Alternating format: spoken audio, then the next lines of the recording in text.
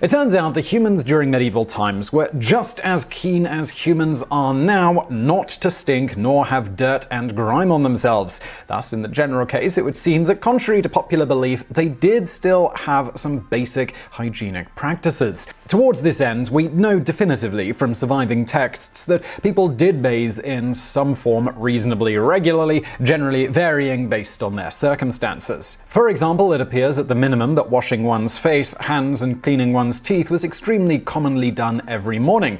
On the note of teeth, beyond rags, cleaning twigs were also used. The general method here was to chew one end of a twig for a time, then once it was properly mashed up, use that end as a sort of toothbrush. In fact, in some cases, while they didn't know it at the time, the twigs or roots used actually contained antibacterial substances. Perhaps this explains why certain plants became so popular for this purpose, as people observed the effects, even if they didn't understand why they worked so well at cleaning their mouth and teeth. Moving on to washing hands, beyond doing so during a morning body scrub down from a basin, they were also usually washed again before and after eating. Remember, this was a time before the widespread use of utensils, and the fork at one point was actually viewed as sinful to use for a variety of hilarious reasons. Beyond eating with one's hands, particularly those of lower classes, also often ate and drank from the same containers as well.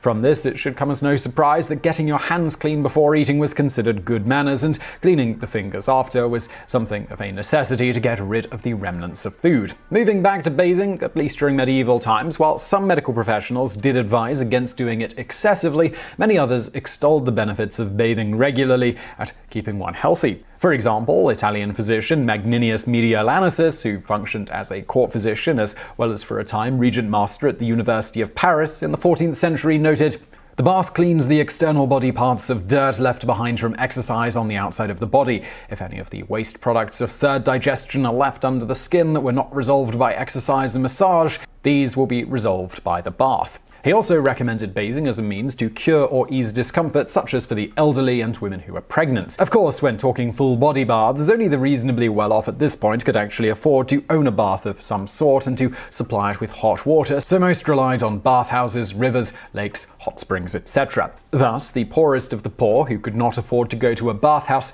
are generally thought to have had extremely poor hygiene during the winter months, outside of washing using basins. But for the rest, bathhouses were common, particularly after the 11th century, when crusaders who had become accustomed to such and the excellent hygiene habits of Muslim and Jewish peoples popularized and regularly frequented these establishments, not just for bathing purposes, but also to socialize.